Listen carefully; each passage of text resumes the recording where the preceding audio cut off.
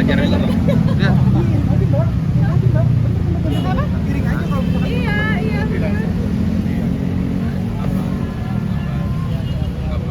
Mas Pram, ketemu lagi. Dari Blok S ya?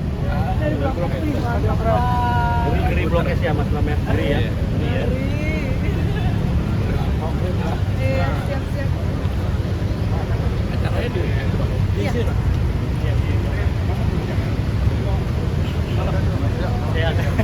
Alhamdulillah. suara gua habis. Oh, it's okay. Iya.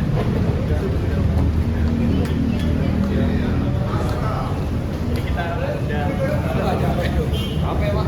Kurang sama anak abang. Ayo bang. Gila.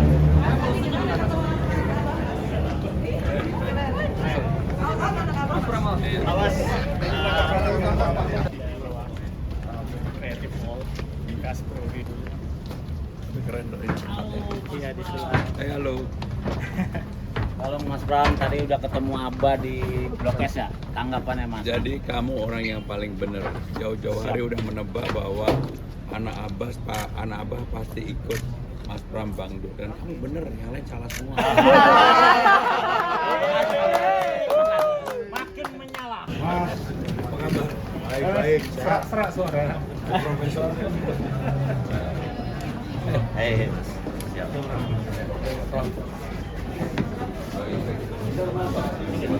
Sini.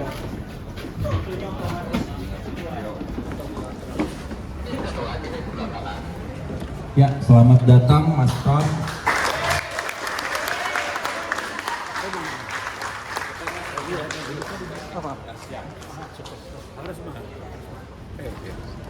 Kasih ya, kasih. Ya Bun, kita datang. Salam merdeka, salam tiga jari untuk kemenangan.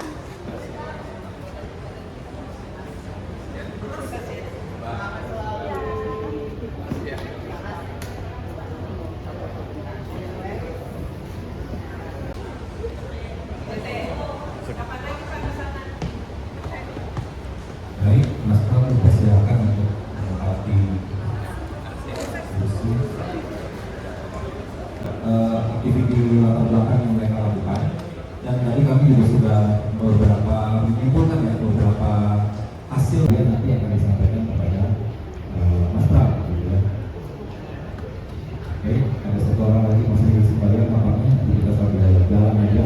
Rangkuman dari apa yang tadi kami yang kita sama-sama tiga menit boleh ya. Oke. Jadi masing-masing punya 3 menit. Wah, saya langsung dulu. Jenis sampah yang belum banyak orang tahu dan belum banyak orang sadar gitu, bahwa ini adalah penting juga untuk kita kelola. Ya, terima kasih banyak Mas Pram atas kesempatannya. Mungkin saya langsung aja Mas Pram. Saya itu tukang lawak elektronik Mas Pram. Jadi kita mengatasi sampah dengan mencegah elektronik bekas menjadi sampah selama mungkin. Karena faktanya elektronik itu berbeda dengan sampah limbah padat lainnya Mas. Jadi sebenarnya banyak elektronik itu masih bisa dipakai lebih lama. Tapi karena misalnya tren atau misalnya tidak tahu perbaiki di mana, akhirnya menjadi tumpukan sampah di gudang, di rumah, ya kan? Dan faktanya Mas, perusahaan-perusahaan besar itu menimbun banyak elektronik bekas yang masih bisa dipakai di saat banyak masyarakat khususnya lapisan bawah yang bisa memanfaatkan. Jadi misalnya mahasiswa aja itu banyak yang tidak mampu beli laptop gitu. Jadi kita sebenarnya bisa menyalurkan ke teman-teman itu. Nah, ide kami adalah kita bikin yang kita namakan Jakarta Sirkular. Jadi idenya adalah Jakarta Sirkular. Kita singkat aja Jakarta, gitu kan? Jadi kan Bappenas sudah mengeluarkan tuh rencana aksi nasional untuk ekonomi sirkular termasuk elektronik itu ditranslate aja masuk ke lingkup daerah. Salah satu kendalanya memang adalah infrastruktur buat collection. Nah, ide kami adalah kan teman-teman masyarakat ini khususnya di motor yang ibu-ibu ya, mama itu sudah banyak yang menjalankan bank sampah Mas. Tapi kan masalah bank sampah itu low value waste gitu kan. Nah, bagaimana kalau bank sampah itu kita upgrade Mas untuk meningkatkan pendapatan ibu-ibu gitu kan ya, dan upskilling juga gitu kan ibu-ibu beserta pemuda-pemuda ya kan, dan juga menyediakan akses mudah kepada masyarakat di lingkup grassroots untuk memperbaiki barang elektronik, jual beli barang elektronik, dan mendaur ulang elektronik yang tidak bisa dipakai kembali. Kedepannya tempat yang sama bisa juga untuk barang bekas lainnya seperti furniture. Itu mungkin singkatnya dari kami. Bagaimana kita bisa mengatasi masalah sampah elektronik dengan mencegah barang tersebut menjadi sampah selama mungkin dengan kebijakan. Terima kasih. Jadi salah satunya adalah kan sampah elektronik tadi bisa dilakukan di tingkat itu dan mungkin akan juga bisa jadi uang. Nah, kalau itu bisa nggak Mas Krisna nanti menjadi salah satu pelatih, memberikan latihan di training center yang seperti di balai latihan seperti itu, karena balai latihan yang akan kami buat itu tidak seperti yang dibuat pemerintah sekarang ini. Nanti betul-betul kekinian, konten kreator, tiktoker, animasi, ekonomi digital, jadi mungkin termasuk ide baru tadi tentang sampai gimana Mas? Ya, kami siap membantu dan kebetulan salah satu teknisi kami juga tadinya bekas anak jalanan Pak. Jadi dia cerita dulu dia diasuh yayasan dan dibekali training sehingga dia sekarang mampu memiliki mata pencaharian dari memperbaiki barang elektronik. Jadi kan sebenarnya kita bisa memberdayakan banyak pemuda yang mungkin sekarang tidak memiliki pekerjaan. Ibu-ibu bisa memiliki pendapatan tambahan karena menjual beli barang yang bernilai lebih tinggi dibandingin sampah seperti PET botol gitu. Jadi saya sangat sokong ide tersebut Pak, dan kita siap mendukung dari dulu. Terima kasih.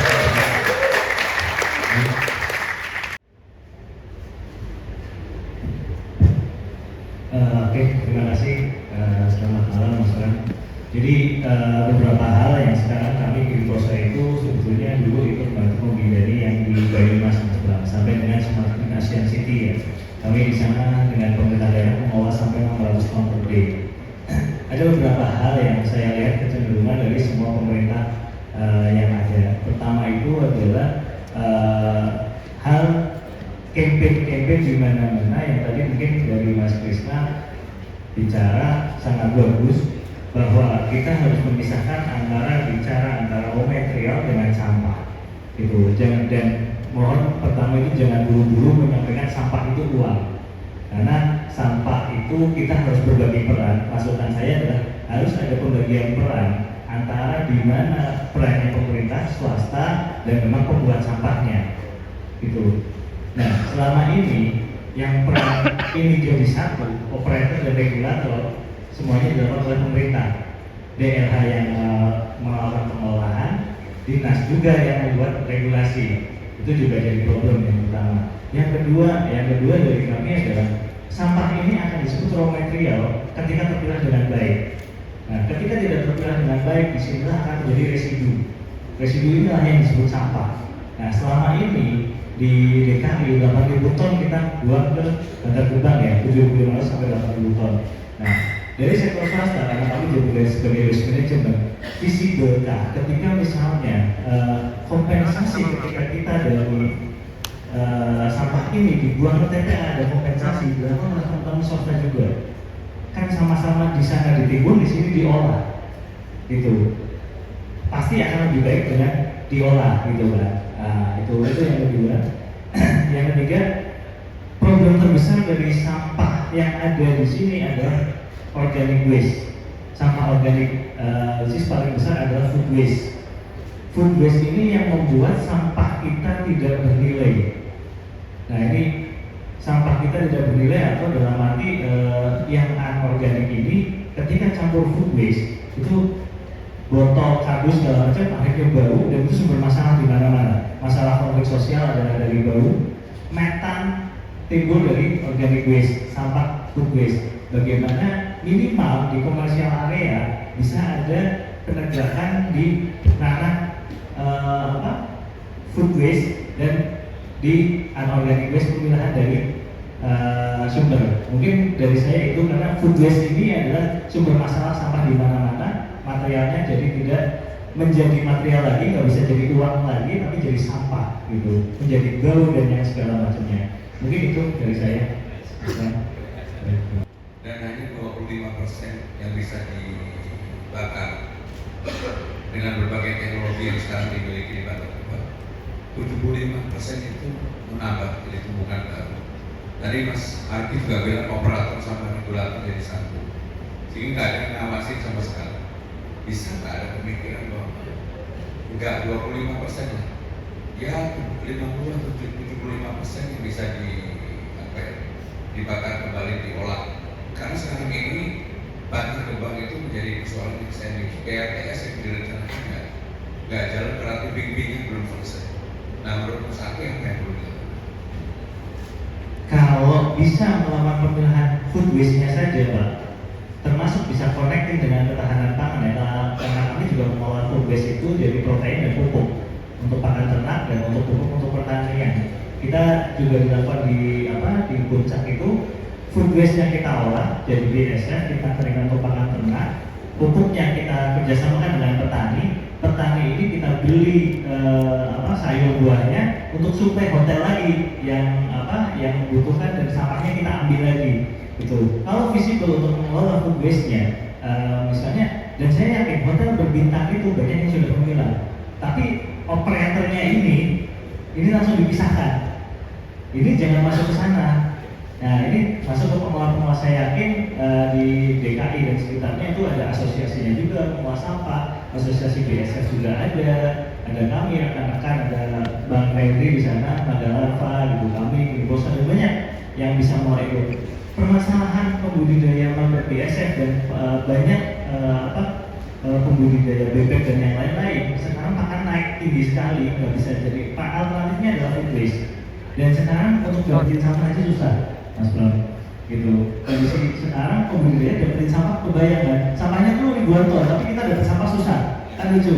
Nah, itu tinggal bagaimana caranya. Oke lah, minimal dari komersial area dulu yang bisa kita atur lebih mudah. Kalau mungkin nextnya gitu.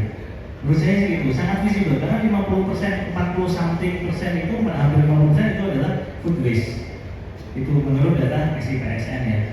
Mungkin itu. Baik, terima kasih. Baik, selamat sore, selamat pagi teman-teman dari semangat. Ya Mas Bang, dari tadi sebenarnya memang pembicaraan kita di sini sesuai dengan judul bicara soal sampah. Sampah ini kan ada momentum dia menjadi sampah, dan artinya kita bisa identifikasi sebelum dia jadi sampah itu juga ada yang perlu kita identifikasi. Ketika teman-teman fokus di penanganan, yang dimaksud penanganan adalah ketika sesuatu itu sudah jadi sampah, upaya kita untuk mengurangi sampah itu sebenarnya juga bisa dilakukan dengan mencegah dia menjadi sampah atau mencegah timbulan sampah itu terjadi. Analoginya seperti ini Mas Bro. Kalau misalnya kita pulang, kelupaan, matiin keran kamar mandi, memenuhi bak kita, airnya meluap. Yang pertama dilakukan sebenarnya bukan ngepel lantai, tapi harus matiin keran. Begitu. Jadi ketimbang kita terus-menerus fokus pada penanganan saja, tapi juga tidak memberikan perhatian pada pencegahan, saya kira kita akan terus mendapatkan masalah yang sama. Kami juga fokus di plastik sekali pakai. Plastik jadi masalah di Jakarta. Sebelum tahun 2023 sampah plastik di Bantar Gebang itu sekitar 14%.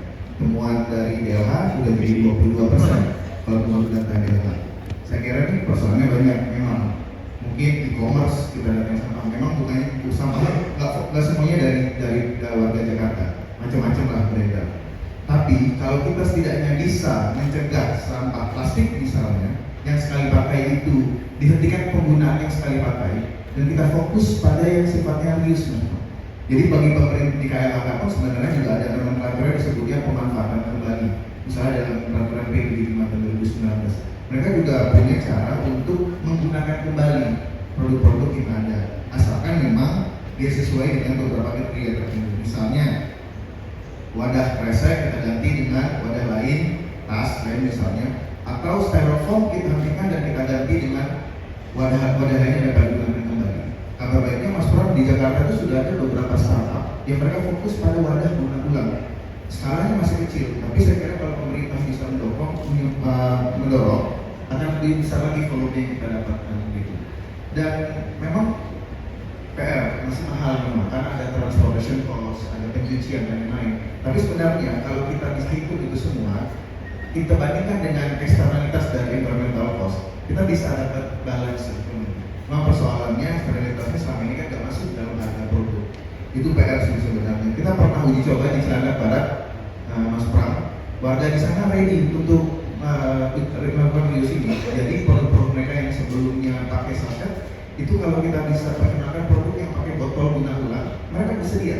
Asalkan nanti ada yang jemput dari isi ulang. Startupnya udah ada, startupnya masih kecil, tapi saya kira ini kabar baik buat Jakarta.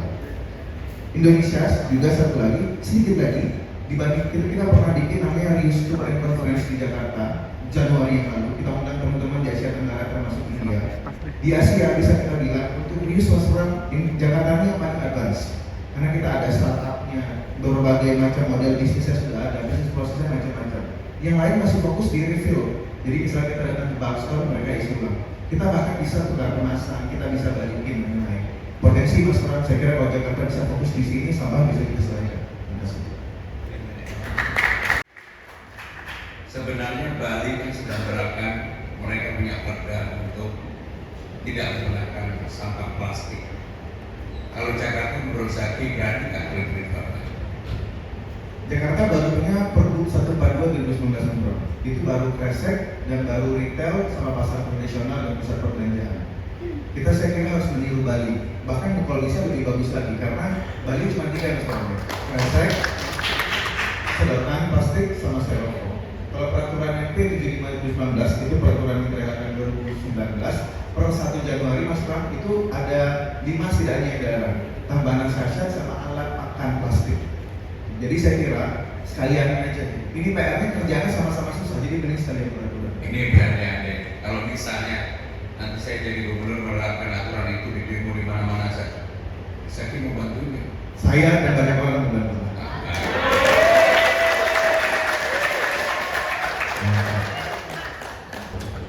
Oke, silakan saya lihat ada Mbak Yuna yang memang fokus di gerakan kota tanpa sampah. Jadi ini menarik juga.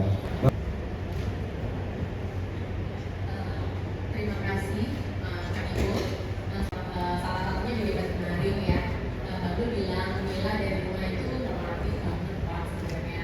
Jakarta sudah melakukan banyak sosialisasi, kampanye dan soal itu dalam 5 tahun terakhir gitu ya. 5 tahun terakhir itu udah kurang-kurang ya kampanye gitu. Nah tapi apakah kedapatan itu berkurang? Enggak juga. Nah tapi yang lebih dibutuhkan lebih dari itu Pak, memastikan itu enggak jadi himbauan aja. Jadi lebih dari pemilihan itu sudah dilakukan, tapi pengen harusnya berorientasi pada sistem model tata kelola pengelolaan sampah ya, yang jelas dari hulu dan hilir, dan ini peran pemerintah yang dibutuhkan di sana.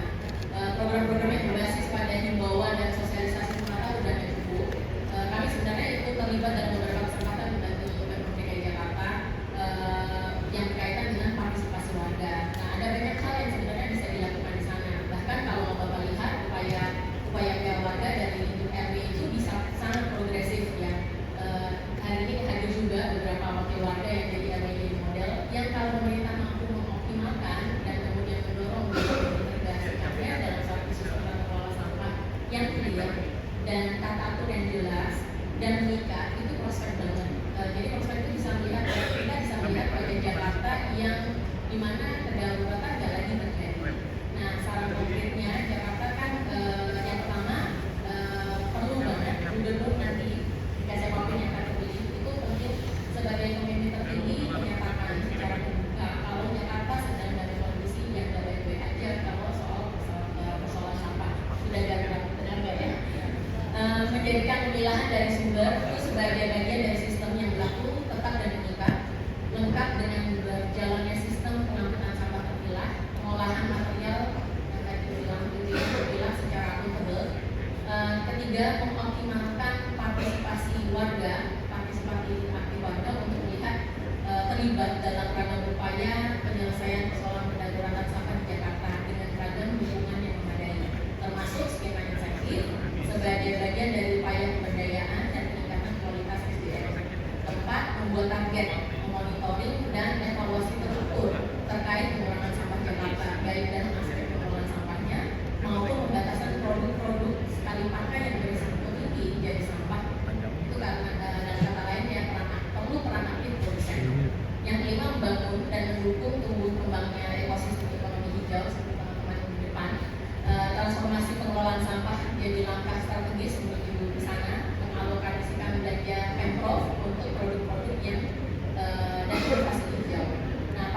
warga didorong untuk jadi bagian dari ekosistem ini. Jadi model lembaga seperti BKSRG bisa didorong jadi ekosistem bios. Nah mungkin itu apa yang kami lakukan bersama warga. Jadi yang dilakukan bersama warga kami adalah mendorong tidak hanya pengetahuan tapi perilaku hidup dengan sampah. Pertanyaan mas sederhananya begini, kan persoalan sampah Jakarta ini akan bisa menjadi lebih ini kalau ada penegakan hukum orang yang melanggar itu. Kalau menurut Mbak Wilma, kalau ada penegakan hukum di bidang sampah, itu menarik banget. Jadi perlu banget. Jadi itu nggak bikin warga yang sudah bergerak itu nggak kelelahan. Dan banyak kami lihat kasihan warga yang laju nggak hanya melalui yang laju sebelum itu banyak banget yang sudah berjalan tapi akhirnya kecapean melawan nggak merasa didorong Pak. Sulit banget. Jadi hanya terjadi konflik horizontal aja nih Pak kalau nggak mendukung sistem tadi yang mengikat ya. Pertanyaan juga. Jadi tadi kalau saya Mas Aki udah ngomong juga Pak, bahwa saya pengen cerita gitu bahwa sebenarnya kalau kita ngomong, saya fokus ke sampah makanan karena itu sekarang bukan bagian. Jadi kalau nanya tentang solusi sampah makanan itu ada atau enggak, ada Pak sebenarnya. Dan sebenarnya sudah ada dan sangat visible sebenarnya. Economically even visible dulu. Namun kenapa belum bisa scale dan belum bisa menjadi solusi yang utama? Karena sebenarnya menariknya di Indonesia adalah sampah makanan itu kami sekarang kebanyakan masih harus beli. Jadi lucu karena sampah makanan harus beli, sementara data bank merupakan salah satu masalah yang sangat besar, masalah yang banyak. Dan ini tuh terjadi sebenarnya karena adanya scarcity dari si sampah makanan tersebut. Jadi scarcity terjadi padahal sampah makanannya sangat banyak. Nah, saya lihat satu masalah yang utama itu Pak.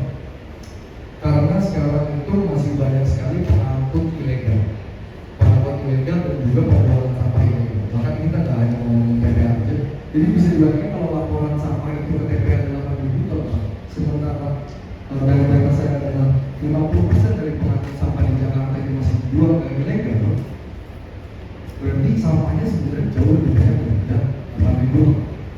Nah, kemarin kebetulan kira-kira 1 bulan yang lalu kami terhormat sekali Pak Hanif Menteri KLA sempat datang ke fasilitas kami.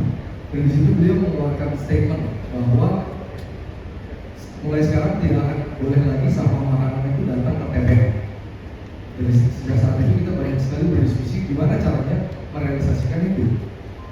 Yang pertama, ya memang harus ada penegakan hukum terhadap pembuangan sampah ilegal.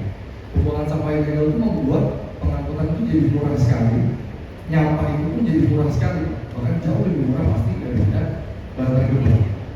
Nah, ketika semuanya itu udah dimulai dan ketika ada hukumnya, scarcity itu udah tidak akan terjadi lagi. Sampah makanan itu akan jadi banyak banget yang membuat orang itu menjadi berbondong-bondong untuk mencari gimana solusi sampah makanan kita harus dimanain. Makanya solusi-solusi yang sampah makanan atau pengelolaan sampah lain akan menjadi seksi sekali. Jadi kira-kira itu dan mungkin Indonesia lagi Pak, ketika terjadi expansion itu buat kami pemain sampah itu akan menjadi sangat masuk akal buat kami. Jadi kita ekspansi aja karena sampahnya pun udah nggak berebut lagi. Kira-kira gitu. Dan yang menariknya adalah tadi tersebut bahwa sampah makanan itu kita ubah menjadi protein menggunakan maggot ataupun black soldier flying. Nah kebutuhan protein di Indonesia aja Pak itu sangat-sangat tinggi. Karena di situ ada protein, ada aquaculture dan lain-lain. Dan yang menariknya adalah kita mengolah sampah di Indonesia, seluruh sampah makanan di Indonesia pun itu nggak cukup sebenarnya untuk mengisi kebutuhan protein. Sekian dari saya. Sesuatu yang tidak diperjualbelikan karena scarcity tadi. Terima kasih.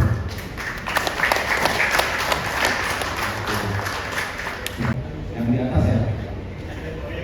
Ya, saya cuma dari sore tadi yang disampaikan Mas Aldi sama Mas Dia. Masalah utama sampah di Jakarta itu sebenarnya adalah organik. Data yang masuk 50% dari barang itu adalah makanan. Tapi makanan itu tidak bisa diolah kenapa? Karena salahnya campur.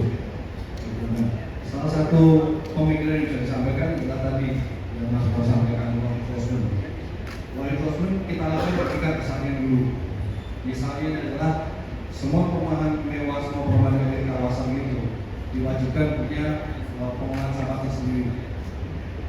itu harus dilakukan di semua perumahan seperti PIK atau apapun itu harus dilakukan. Jadi tidak membawa sampah dari area itu ke tempat lagi sudah dilakukan distribusikan sampah. Itu kemudian apa namanya proses pembuatan bioregister.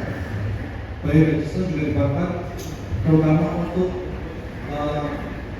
pembuat sampah makanan yang utama seperti hotel, restoran itu dan kawasan dan itu harus ada dulu menjadi syarat. Dan semua developer untuk perumahan baru harus ada bioregister di masing-masing rumah. Itu jadi syarat untuk membuat rumah.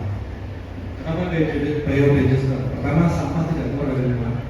Yang kedua, itu menghasilkan gas yang dipakai untuk keperluan makanan itu sendiri. Gitu.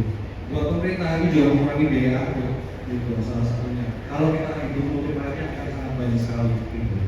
Kemudian untuk yang masyarakat yang lain, misalnya perumahan-perumahan padat itu, kita lakukan bisa komunal bioregister. Gitu. Tapi kemungkinan bisa juga kita sama-sama beri untuk membuatkan alat bioregister yang sangat hobi, bisa dipakai di luar rumah. Itu yang banyak seperti itu. Tapi sekali lagi bahwa fokus penyelesaian sampah makanan adalah hasil yang utama. Kenapa? Karena sampah makanan itu hanya punya umur maksimal sekali 2 hari. Setelah itu akan terjadi konflik sosial, mulai dari bau, kemudian penyakit. Itu yang makanya fokus utama penyelesaian sampah adalah pertama di makanan itu. Karena kalau yang lainnya itu masih punya waktu lebih panjang untuk diproses daripada sampah makanan. Terima kasih.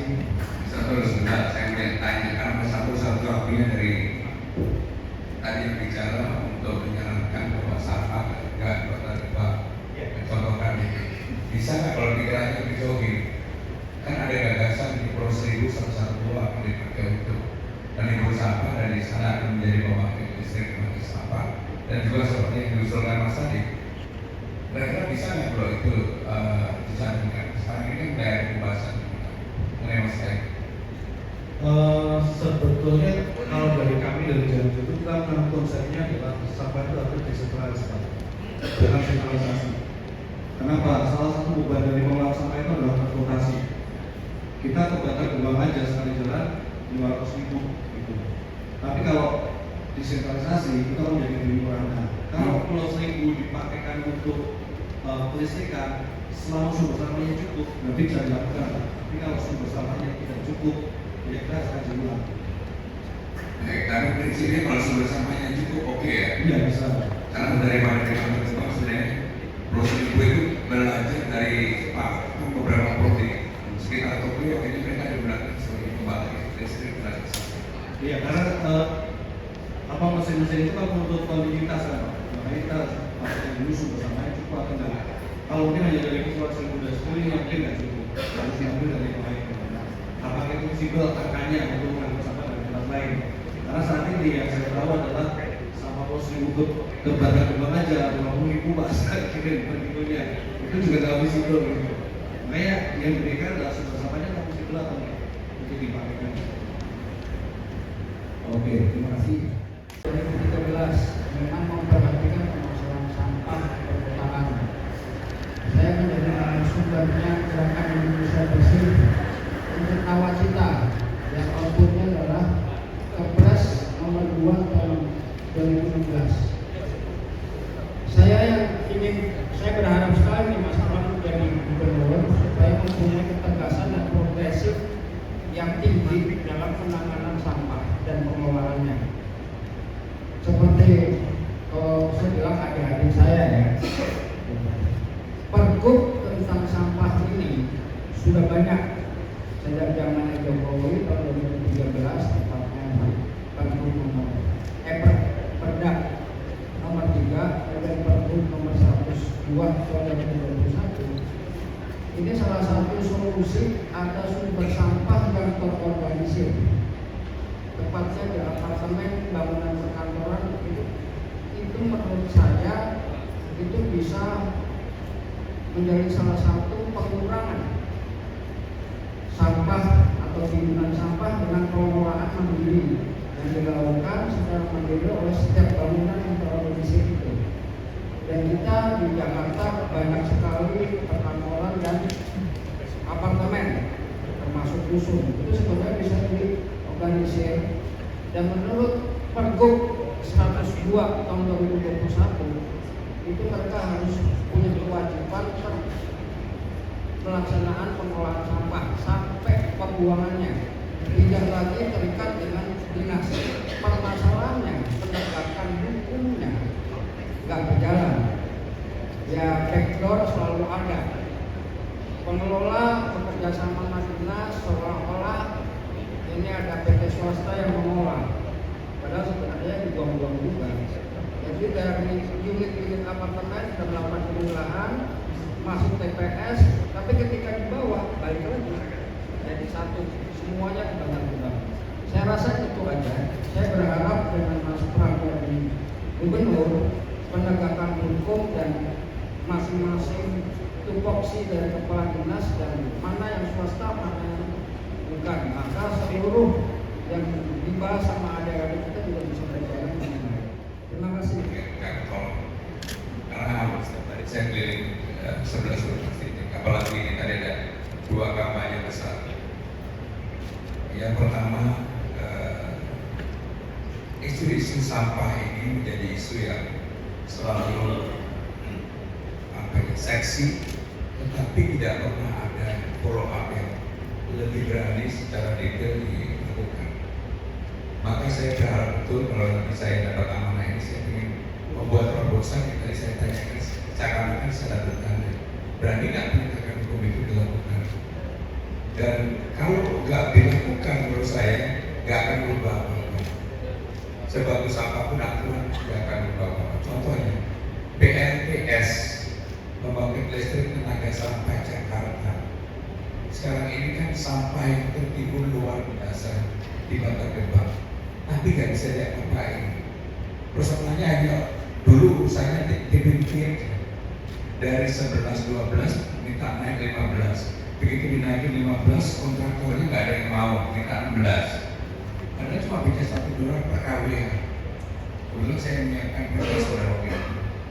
Saya yang bikin begini-begini, memang kadang-kadang juga harus teman-teman bersuara lebih keras agar yang namanya pemerintah itu pada semua tingkatan berani mengambil keputusan. Kalau enggak terkatung-katung seperti pembangkit listrik tenaga sampah di Jakarta ini, material yang luar biasa, alat dan orang yang mau mengerjakan ada, tapi sampai belum ada realisasinya.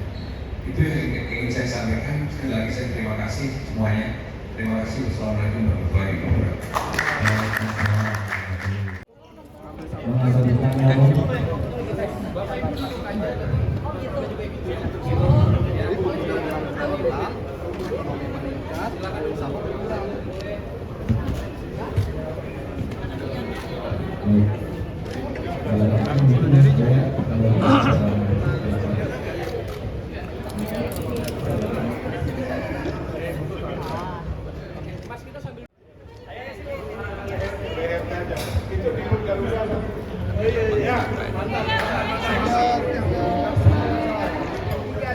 Tiga, semuanya tiga. Mana?